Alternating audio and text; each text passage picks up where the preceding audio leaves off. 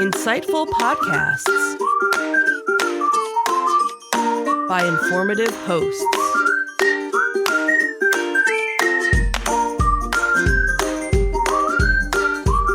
Insights into Things, a podcast network. Welcome to Insights into Technology, a podcast exploring the latest in computers, networking, home automation, mobile computing, and all things technology related. Our hosts will take a deeper dive into the latest and greatest in tech trends and give you the information you need to enable your tech-centric world. This is Insights into Technology, episode 17, From Llama Drama to Phishy Calls. I'm your host, Joseph Whalen, and this is your technology news of the week. When AI security goes wild, this article comes to us from Hacker News. Meta's Llama large language model framework recently faced a significant security issue. A high-severity vulnerability, identified as CVE 2024-50050, was discovered in the Llama stack component. This flaw allowed attackers to execute arbitrary code on the interference server by exploiting the deserialization of untrusted data. The root cause was the use of Python's pickle module for deserialization, which can be unsafe when handling untrusted inputs. Meta addressed this issue by updating the framework to use JSON for serialization, mitigating the risk of remote code execution. The incident underscores the critical importance of secure coding practices in AI development. Deserialization vulnerabilities, especially in widely used frameworks, can have far-reaching implications. Developers are urged to remain vigilant and adopt safer serialization methods to prevent such security risks in the future.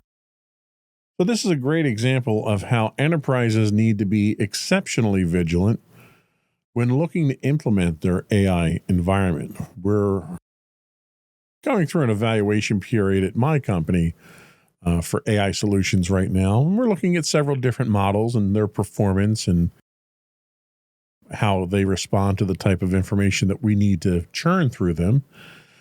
We didn't really set out to look at the security implications that much, but that's now changed our game set, given the news of Llama's issue, because Llama is one of the models that we were working with.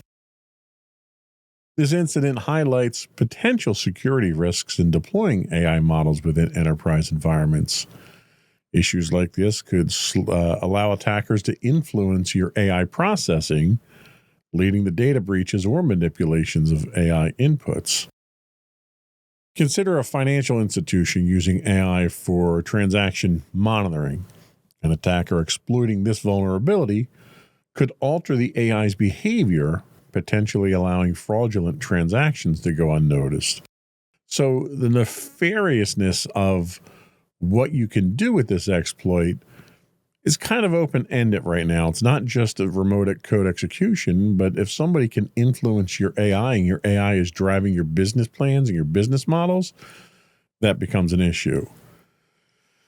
So it's worthwhile to talk about the significant risks associated with deserialization in software. We already know that Python's pickle module is known to be unsafe with untrusted data. So why would you use untrusted data? Well, sometimes you don't have a choice. Sometimes the data that you're pumping into something is not necessarily your data, but you need it for market research or for vendor relations or any number of things that you would use an external source to do research for. Exploiting the flaw can lead to arbitrary code execution. I don't know if the article, I'm pretty sure the article did not specifically cite that happening, but the potential is there. In 2024, a similar deserialization vulnerability was discovered in TensorFlow's Keras framework, which could have allowed attackers to execute arbitrary code. So what's the future of open source frameworks in enterprise security if the trust is questionable? Microsoft is leaning hard into open source. A lot of companies are leaning hard in open source right now, and you're getting this embedded deep into a lot of enterprise networks. Open source frameworks like Llama Stack accelerate your AI development, but they can also introduce security vulnerabilities, and that's really where you need to be careful. There's this overall drive to push the technology forward and use it for everything that it's worth. And I think when we get into these mindsets of rush, got to do, invent the next greatest thing, security tends to fall by the wayside. The Heartbleed bug in the OpenSSL library is also another notable example where a vulnerability in an open source component had widespread security implications. That was a little bit different. I mean, the OpenSSL library had been in place for, quite some time at that point. So it was embedded in a lot of systems, and it was embedded in a lot of systems that don't get a lot of attention. IoT devices, servers, people had a tendency to firing up a server, sticking it in a closet and forgetting about it.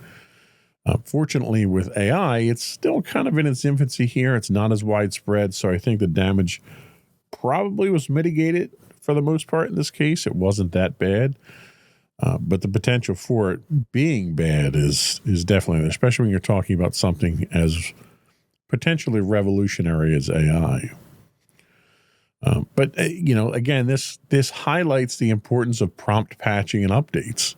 I can't overstate that enough. That this has burned so many people in the past. In this case here, Meta was pretty quick to respond. And the response, fortunately, was fairly simple, just switching over from Pickle to JSON for serialization. So it didn't require a significant effort on their part, but the timeliness helps. But the effectiveness of patches like this are only useful if you apply them, right? Despite the availability of patches, the Equifax data breach in 2017 occurred because a known vulnerability wasn't patched promptly. So it's definitely an ongoing problem, and administrators are busy trying to keep their networks up and upgrade it and patched. Sometimes things slip through the cracks, and that's where some of these, chinks in the armor come up. So hopefully it's been mitigated.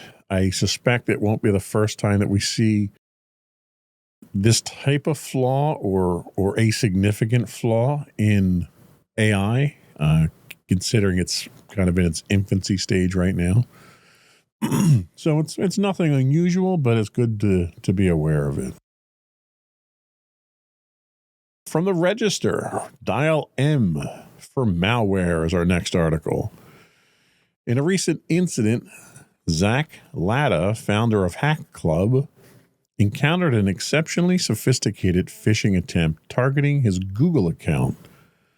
The attackers, posing as Google Workspace support, initiated a phone call from a legitimate Google number and followed up with an authentic-looking email from a genuine Google address. They even provided a valid two-factor authentication code, making the deception highly convincing. Latta's skepticism arose when the caller's information became inconsistent, prompting him to recognize the scam before compromising his account. In response, Google has taken action to suspend the fraudulent account used in this scheme and is enhancing its defenses against such sophisticated phishing tactics. The company emphasized that it does not initiate unsolicited calls to users for password resets or account troubleshooting. Users are advised to remain vigilant, be cautious of unexpected communications, and verify the authenticity of any contact claiming to represent Google. So this is a good one to highlight the dangers of advanced phishing techniques exploiting trusted channels. A lot of companies rely on Google. Google has a reputation in the enterprise space as being, I don't know if they're trusted as much as they're simply accepted. In this case, a scam involved a call from a genuine Google phone number, which, if you're vigilant enough to look these things up, you could find that out. It also involves an email from a legitimate Google domain. So it was pretty convincing for the average person. It wasn't that convincing, obviously, for someone with these advanced skill sets. So how can enterprises mitigate these increasingly convincing attacks? Well, I've said it before. We'll say it here. And I think there's an article later on in the show that we're going to talk about it. But regular training sessions and sessions that focus not just on the basics of email security, but training sessions that focus on the latest phishing tactics. Every time something new comes out, you need to make your users aware of it. They need to be aware of the tactics, the technology, the targets, the attempts, the intent. And these are all evolving things. We can sit down and we can talk about checking for fraudulent emails all you want, but if you don't educate your users in how these sophisticated attacks are evolving, stuff's going to fall by the wayside here. We should also encourage skepticism of unsolicited communications. There's only so much that your IT department can do to verify and protect you from bad email. It's possible that you get an email, and this happens on an almost regular by my standards is once or twice a week. We'll get an email in from a user basically asking us to check the validity of the email. And, the first thing that I do is I congratulate that user for having the wherewithal to send that over to us. But our ability to confirm that is limited from a technology standpoint. Yeah, we can look at the DKIM and the SPF and on all the other signatures that we look for. We can verify, we can look at the message headers, we can see what the point of origin was, we can see where it came from, things like that. But once we go through all of those key checklists and rule out any blatant obvious issues with it, it comes down to the user knowing whether or not the person that sent this is a known good sender. Do we know the organization? Were you expecting this email? Have they sent these types of emails to you in the past? So a lot of it is behavioral. A lot of it is tribal knowledge of whether or not you know these people.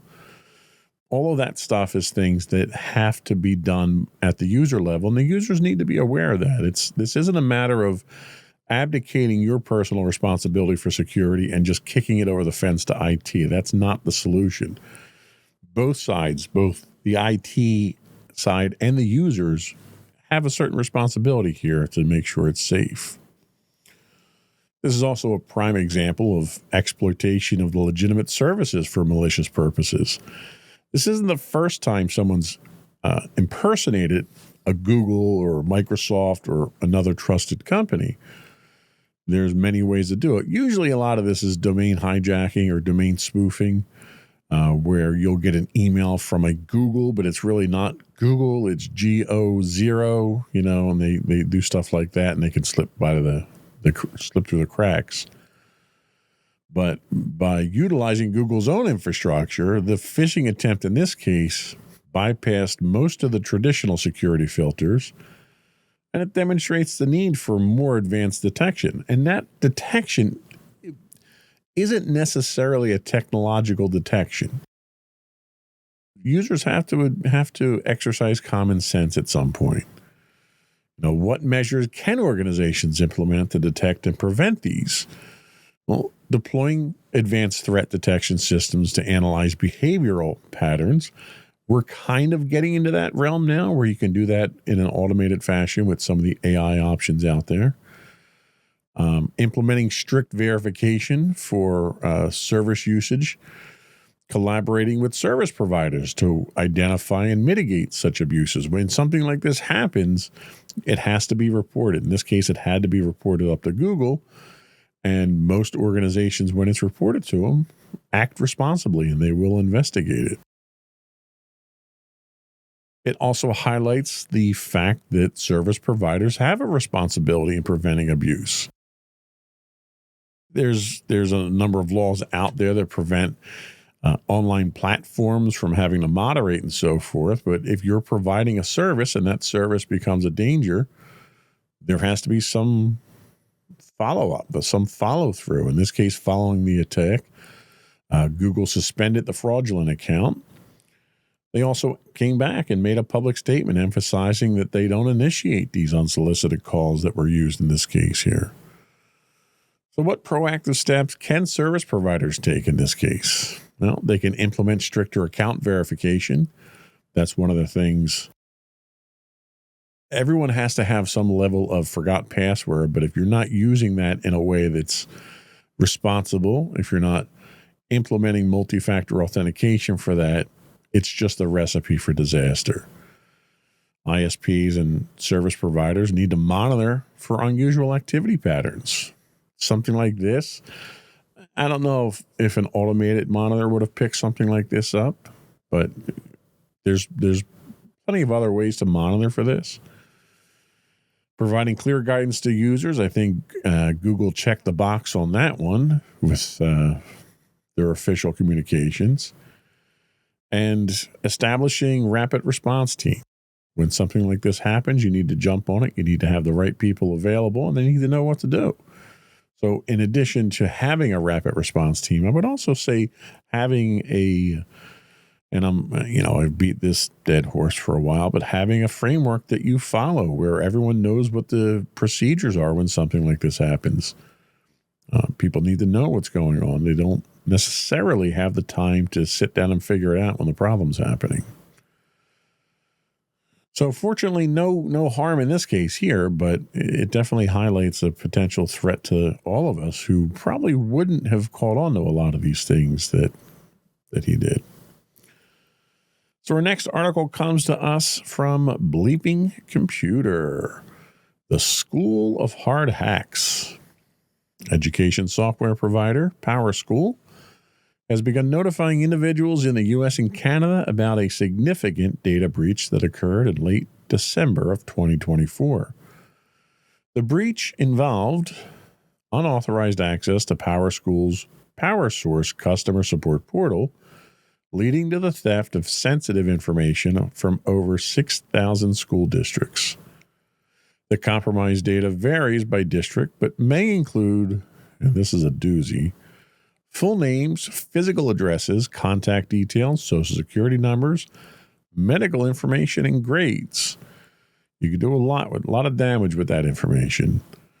While PowerSchool was not officially or has not officially disclosed the total number of affected individuals, the attackers claim to have obtained data on approximately 62 million students and 9.5 million teachers.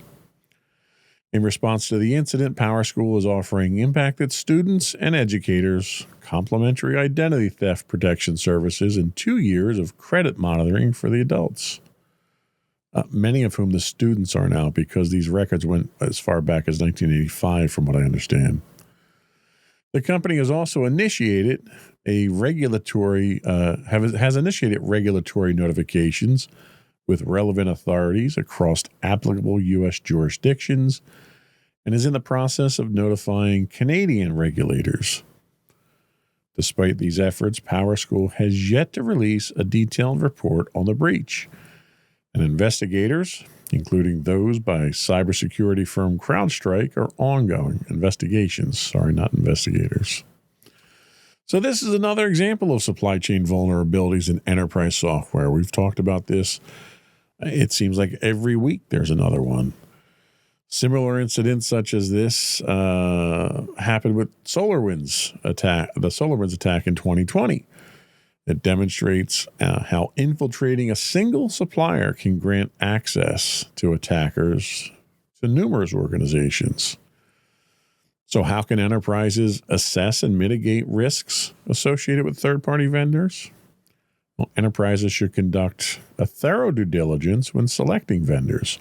One of the things that my company is obliged to do at this point is to flow down our CMMC 2.0 requirements to vendors. There are certain exceptions to single source vendors for some things, but some of the vendors that we deal with are small businesses that don't necessarily have the resources. They certainly don't have, in many cases, the on-staff technology support to provide the level of security required by CMMC, but we are forced to flow it down to them. These organizations can require regular security assessments, typically done by an outside firm to come in, do an audit of your systems, of your policies, of your training. You can also implement strict access controls to minimize potential vulnerabilities. The concept of least privilege should be applied across the board, which helps to mitigate a lot of these things. It also demonstrates the importance, again, of multi-factor authentication. The age of passwords, I think, is well past us at this point in time, where multi-factor authentication is an absolute must. In 2021, a major data breach at the Colonial Pipeline was attributed to a single compromised password that lacked multi-factor, leading to significant operational disruptions. So what steps can organizations take to enforce MFA? Well, organizations should implement MFA policies mandating its use. That's you have to force your employees to do it. I understand that multi-factor is inconvenient, and we've talked about how convenience and security are mutually exclusive. When I sit down and do this podcast, there's probably 4 accounts that I have to log into, and all of which are multi-factor. I don't save my passwords. I don't cache them. I don't install my password management plugins into my browser, so I have to multi-factor authenticate to 4 of these. And yeah, it's kind of annoying, but I feel a little bit safer, and I know my accounts are a little bit safer because of that. You just kind of have to do it. If it's important, you have to do it. Provide training to your employees on the importance of MFA. Give them examples. Let them see what the real world examples are. There's a ton of them out there, and if it doesn't scare your employees into using MFA, make sure they understand the consequences. If their accounts are breached and their accounts are used to violate company policies, company network, in my case, because of the extensive work that we do with DoD contracts, it's not just a matter of embarrassment to my company if the information gets out. It's potentially a violation of federal law. And I think a lot of jurisdictions would look at it that way. Breaches of this nature, and it's important to emphasize this to your employees, breaches of this nature result in significant legal and financial repercussions. Equifax 2017 breach resulted in a settlement of up to $700 million due to a failure to protect consumer data. Now, there are a lot of companies that can absorb that. There are a lot more companies that can't. So keep that in mind that, you could have a breach of your network that costs you your company. So it's important to take that seriously. How can enterprises prepare for potential legal and financial consequence of this type of thing?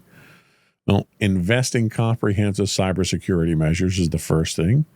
Make sure you've got all of your protections on. Make sure your firewall is up to date. Make sure your intrusion detection system is in place. Make sure you have logging and log parsing analysis available. Maintain your cyber insurance policies. Getting cyber insurance is getting progressively more and more difficult with all these breaches and all these payouts that are happening. And lastly, the one thing that I would recommend is develop an incident response plan to mitigate these damages.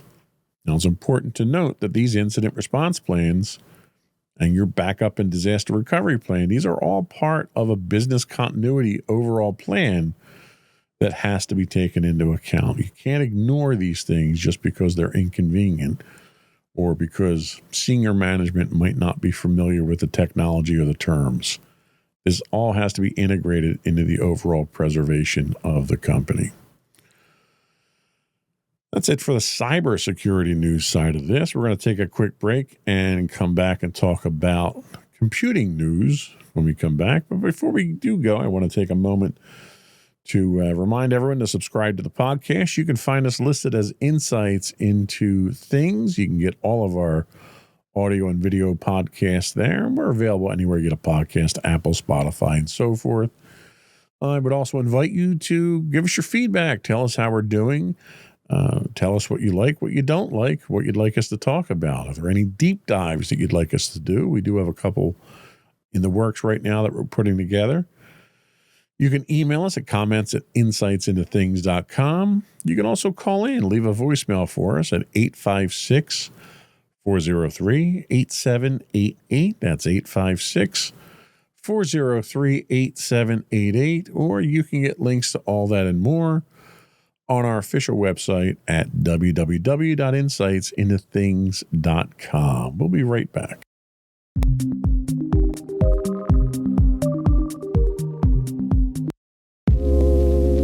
Are you tired of your favorite gaming podcast finishing with a play? Oh, no! Well, check out No Credits Rolled, where we play the games but rarely finish them. How's it going, folks? I'm Sam Whalen, your friendly host at No Credits Rolled, the ultimate gaming podcast, where we dish out the latest scoops and reviews on all your beloved video games. Hey, listen! Not only that, but we spice things up with some guest interviews and even give you, yes, you, a chance to have your say.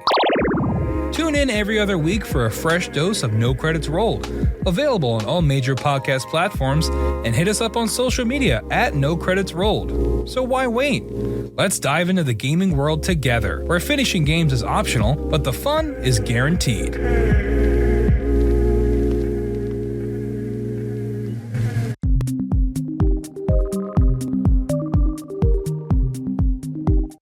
Data leaks and legal loopholes. This one comes to us from Cyberscoop. In a significant legal development, a U.S. appeals court has vacated the initial sentence of Connor Brian Fitzpatrick, known online as Pom Pom Purin, the founder of the notorious Breach Forums website.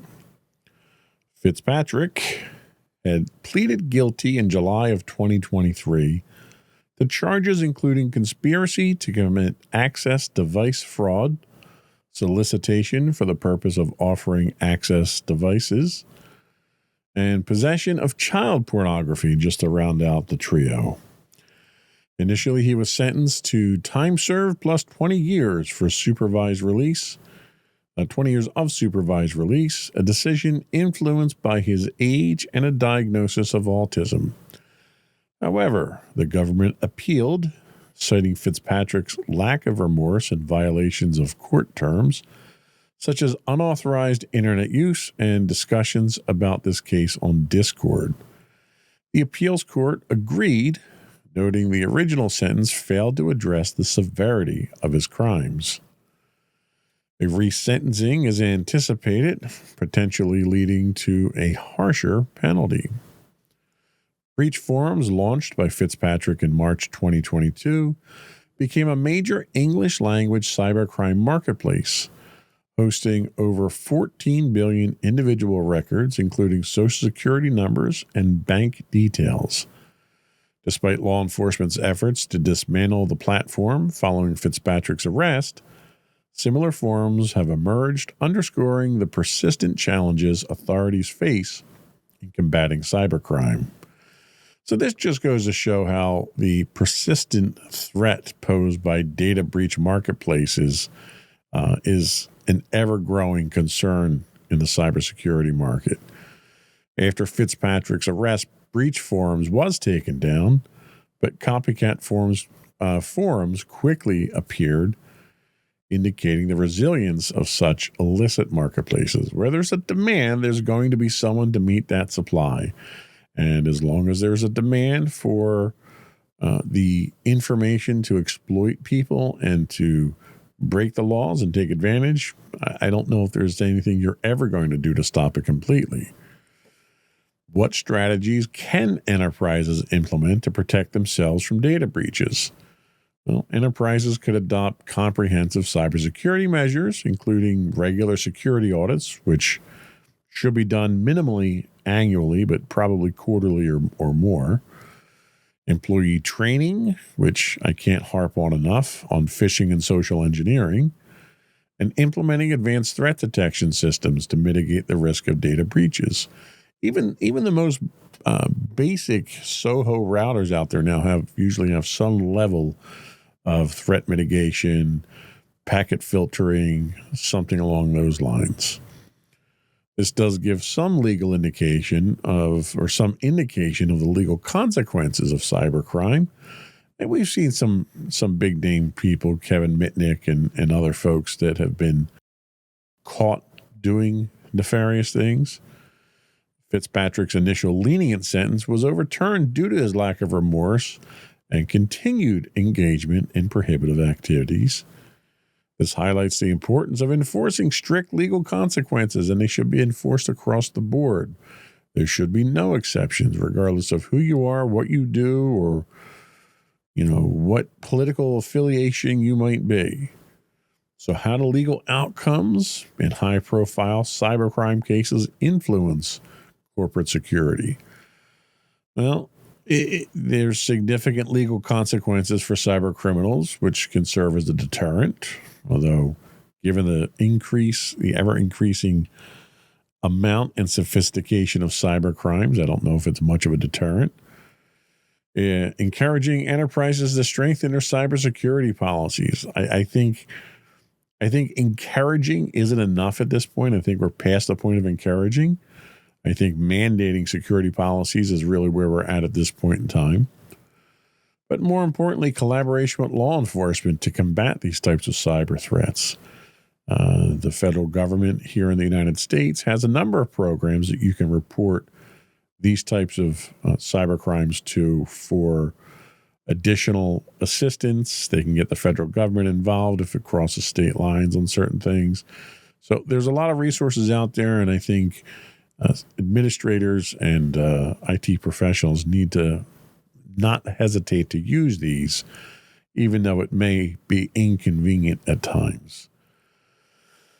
This also highlights the fact that there's legitimate difficulty in dismantling these cybercrime networks. Following the shutdown of breach forums, a number of new forums quickly surfaced, continuing the trade of stolen data and services, and it hasn't gone away, and it probably won't, at least not for a very long time. So what collaborative efforts can enterprises and law enforcement undertake to effectively combat the proliferation of cybercrime forums? Well, enterprises can share threat intelligence with law enforcement.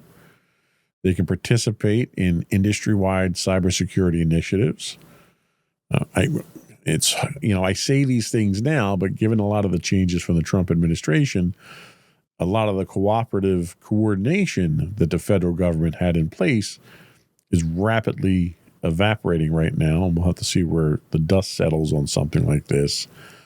But I wouldn't use that as a deterrent to prevent you from reaching out. And we should also support legislation that enhances cybercrime enforcement. And I say that almost tongue-in-cheek because I don't think combating cybercrime is going to be resolved through legislation. Legislation can mandate adherence to cybersecurity practices, but if you're talking about legislation to prevent or to prohibit this type of activity, these people are breaking the law already. Making more laws for them to break isn't going to stop it.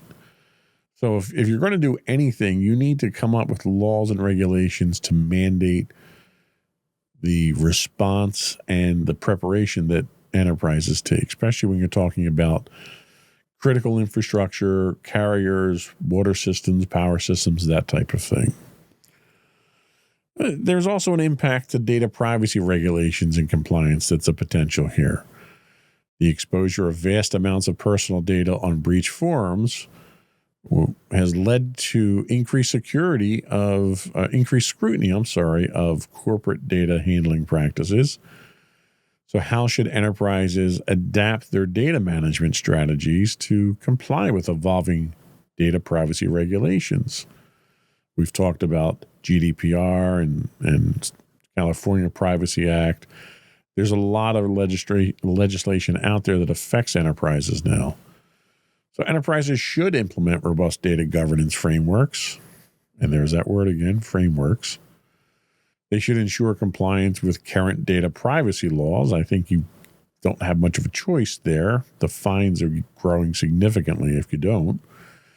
They need to stay informed about regulatory changes so they can adapt to their data management strategies accordingly. There's a lot of regulation. There's a lot of local legislation happening. There's things happening at the federal level, but I think we also need to pay attention to what's happening internationally. I think Americans tend to get very myopic, and they don't see or they don't want to see developments and challenges and threats from other parts of the world. When the reality is a lot of the cybersecurity threats that we run into don't originate from the United States. So we have to be aware of what the regulations are in different parts of the world as well. So we'll see how things go with that. Our next article here comes from the Register. AI Wars, the fight for global dominance. That sounds exciting. Chinese AI startup DeepSeek has temporarily limited new user registrations following large-scale malicious attacks on its services. The company announced that existing users can continue to log in as usual, but new signups are restricted to ensure service stability. Despite these challenges, DeepSeek's AI assistant app has surged to the top of Apple's U.S. App Store, surpassing competitors like OpenAI's ChatGPT. The company recently released its R1 large language model as open source, claiming reasoning capabilities comparable to OpenAI's GPT-4. Users are advised that data processed through DeepSeek's online services is stored in China. As a supplement to this, I mean, obviously this isn't that, I don't think, significant. But there is talk already in the Trump administration about investigating DeepSeek and possibly banning its use in the country like they are in the process of doing with TikTok. So I don't know how far that's going to go, but we'll see where it winds up. But this does demonstrate the challenges of rapid scaling of AI amid cyber threats. The company had to temporarily limit new registrations to ensure service stability after experiencing large-scale malicious attacks. Now, they didn't release information on what the source of those attacks were. It's possible it could have been a attack from the U.S. government. I don't know. I just don't have that information. So how can emerging tech companies balance their rapid growth with implementation of effective security protocols? Well, startups should prioritize building scalable security infrastructures from the outset. And I think the important thing to highlight there is building security from the outset. Scalable security, yes, but security isn't something that's done well when you have to bolt it on after the fact. If you build it from the ground up, it's much easier to make it work and to make it work effectively and efficiently. Enterprises should conduct regular vulnerability assessments. There's another one we like to talk about. And establish their incident response plans, which we've also talked about today. This also brings into question the data sovereignty and privacy concerns that a lot of people have about this. Users are advised that the data processed for DeepSeek's online services is stored in China, which may conflict with data protection regulations in other countries, The United States being one of them. If you are a DoD contractor, that's a no-no. So what are the implications for enterprises when user data is stored in jurisdictions with different data protection laws? Well, enterprises need to assess the legal and ethical implications of data storage. We had a recent request come through for a piece of software that was a cloud-based piece of software, and after doing a little bit of research, we determined that it didn't fit our security model, so we had to deny use of that application. And we don't do that in a way or with the purpose of inconveniencing people or making it harder for them to do their jobs. We do it out of the necessity to protect the network and the company. So the big takeaway, I think, from all of this particular article is the impact of AI competitiveness on the industry now. Everyone's getting into AI, different models, different engines. The company's AI assistant app surpassed AI's ChatGPT in the U.S., which was one of the fastest growing fastest adopted app on the App Store in years. So this signals a shift in the competitive landscape for AI, which is now being handled on a national level by several countries, which makes me realize or think that that's where the next landscape is for conflict, for international conflict. So how does the rise of new AI players influence the strategies of established tech companies? Well, the established companies may need to innovate more rapidly. If nothing else, this may push that competition into a constructive phase. They need to reassess their market strategies and potentially collaborate with emerging firms to maintain their competitive edge in evolving AI. You're seeing this type of cooperation. Microsoft and AI and OpenAI have been in bed together for quite some time now. You also have Apple is now in bed with OpenAI. So this cross-organizational collaboration, I think, is going to be a significant driving factor, especially when you're talking about a competitor here that has nation-state backing to it. There's a lot of resources China can throw at something like that. And ironically enough, the one big highlight here is that this highly effective AI model apparently was exceptionally cheap to train. Now, if you believe some of the allegations out there, they actually wound up training their model off of OpenAI, which, I guess they didn't have to make that initial investment. So I guess that's a good thing, but I don't know, kind of scary. We're in a very dangerous age right now. Our last article today comes to us from ZDNet. Edge of your seat security. Microsoft has introduced a new feature in its Edge browser aimed at combating scareware. Scareware is malicious software designed to deceive users into believing their systems are compromised, prompting them to download unnecessary or harmful applications.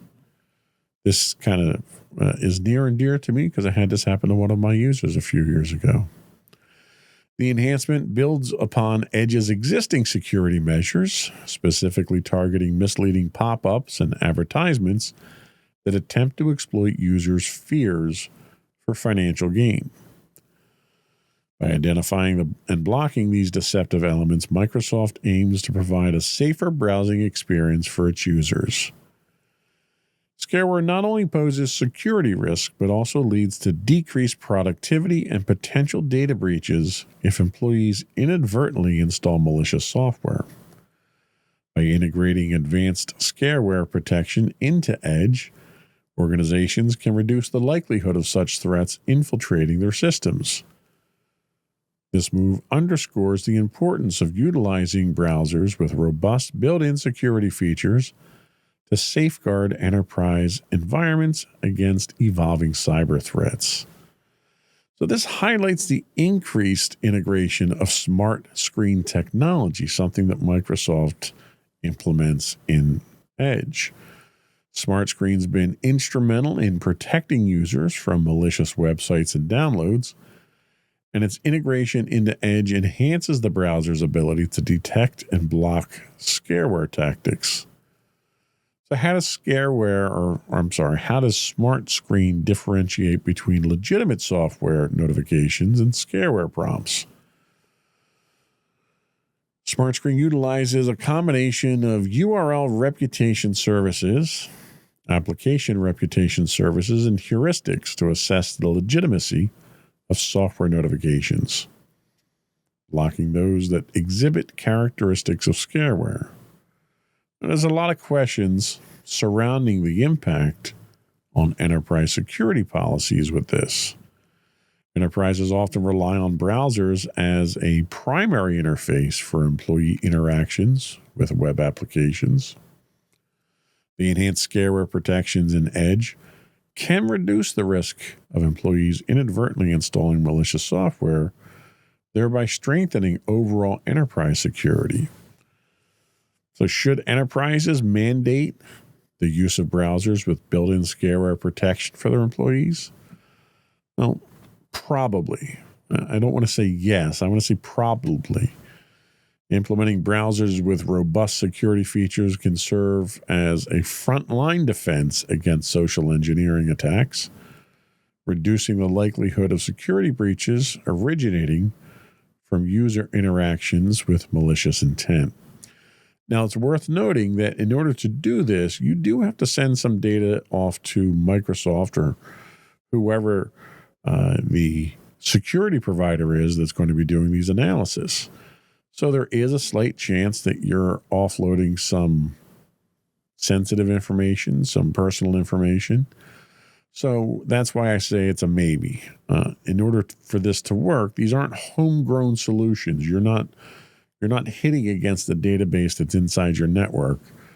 You're sending these URLs off-site to be analyzed. And that inherently means that you will off-site some data at some point in time that you might not want to. So before you go wholesale implementing this in your organization, you might want to check to make sure that you're not offloading anything of a sensitive nature that you can't do. And if you are, engage with a provider that you can at least have an NDA so you're legally protected. But, that doesn't protect you when that provider might get compromised. So it's interesting technology. It's nice that they're proactively doing things like this. It's not unique. There have been plenty of other things out there that have done this that are not free. And I think that's the kicker here is it's budget friendly for just about everybody if it's right for you. That's all we had for our news this week. We're going to take another quick break, and then we're going to come back and talk about and finish up our talk on zero trust architecture. We'll be right back.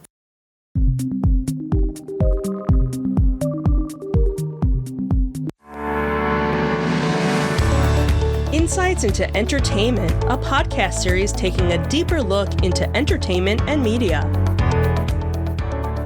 Our husband and wife team of pop culture fanatics are exploring all things from music and movies to television and fandom. We'll look at the interesting and obscure entertainment news of the week. We'll talk about theme park and pop culture news. We'll give you the latest and greatest on pop culture conventions.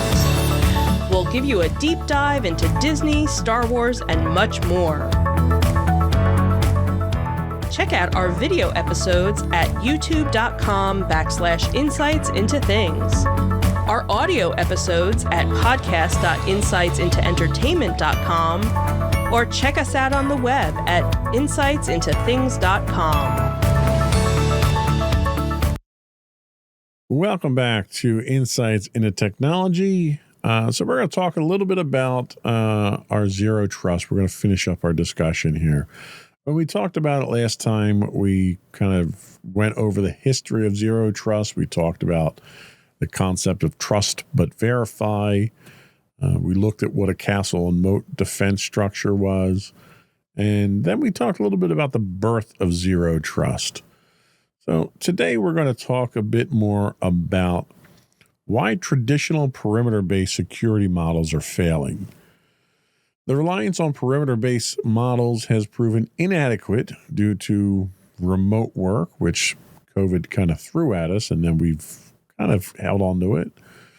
Employees accessing corporate systems from various devices and locations create a decentralized attack surface that has to be taken into account. Cloud adoption. Everyone's moving to the cloud now. Even I am at my organization reluctantly after holding out for as long as I could. Traditional perimeters dissolve as organizations move to hybrid or multi-cloud environments.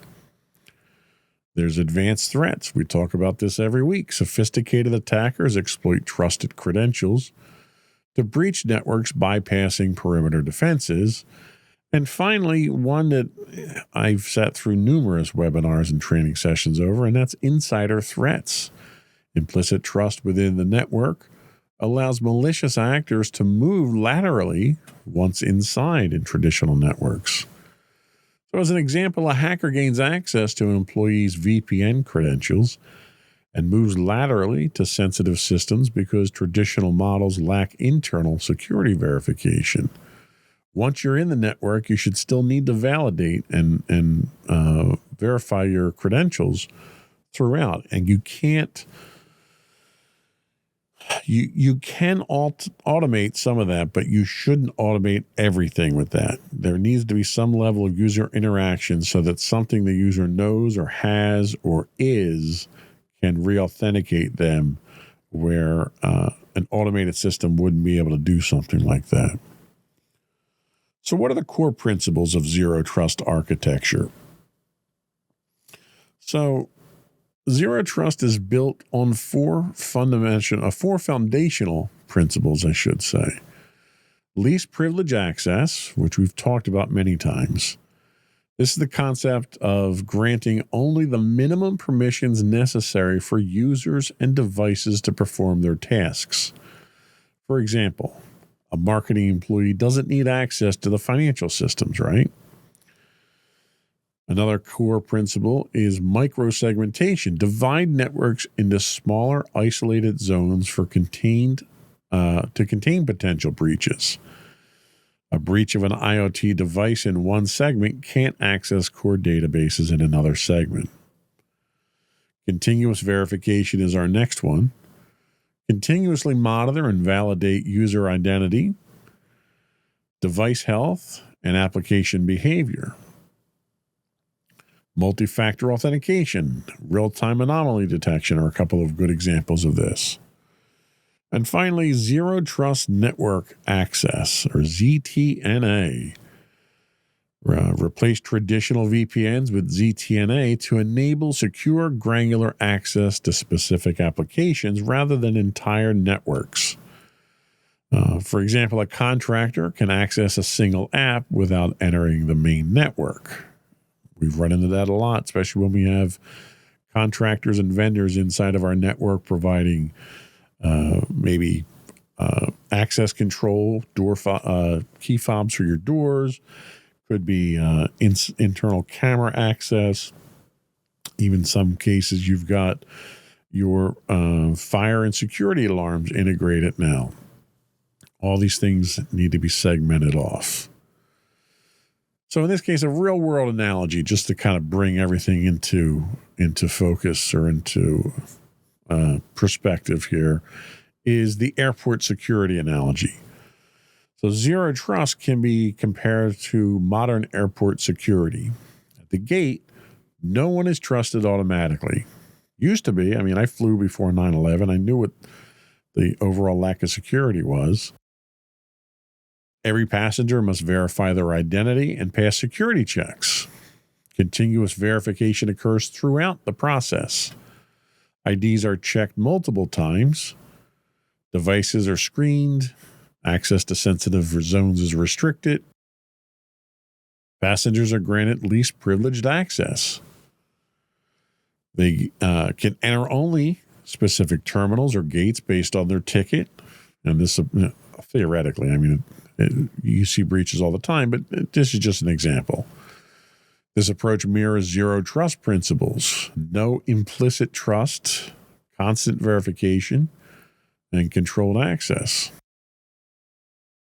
So why zero trust matters in today's cybersecurity landscape?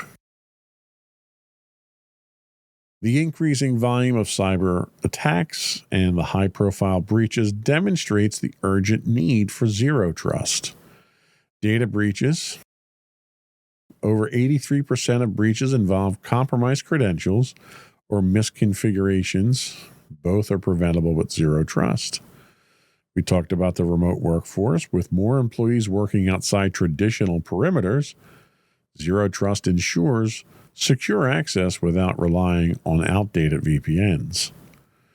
Compliance is the next one. The federal government is forcing compliance on a lot of industries and a lot of companies.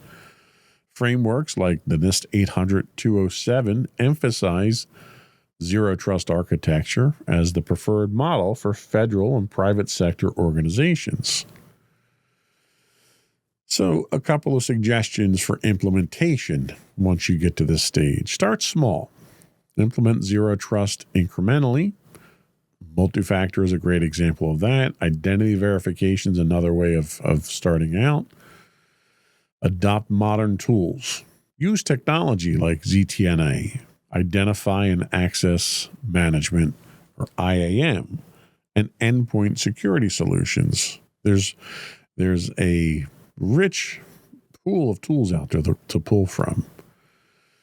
You also need to understand organizational risks. And you need that, certainly from a cybersecurity standpoint, but throughout the organization. This isn't just a technology-specific thing that needs to be done. Tailor your zero trust policies to your company's workflows and data sensitivity. My company, as an example, we do manufacturing, so there's a certain amount of data that comes to us in the form of technical drawings and engineering drawings. Some of those drawings can be stored in-house. The commercial drawings can be stored in-house as long as you do it securely. But we're under federal mandate with CMMC 2.0 to store higher sensitivity things, anything that's CUI, in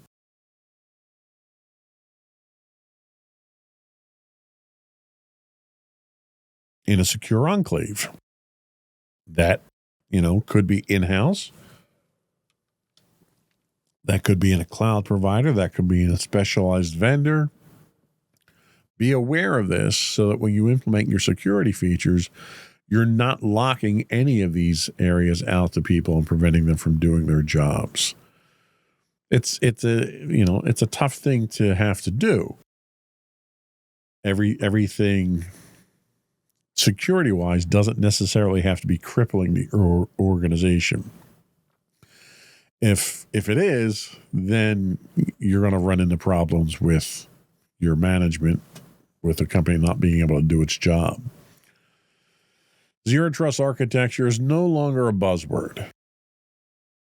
It's the necessary evolution of cybersecurity in an increasingly complex digital environment. By embracing principles like least privileged access, continuous verification, and microsegmentation, organizations can secure their systems against evolving threats. As businesses modernize their networks and adopt cloud-first strategies, zero trust will serve as the cornerstone of a secure and resilient cybersecurity posture.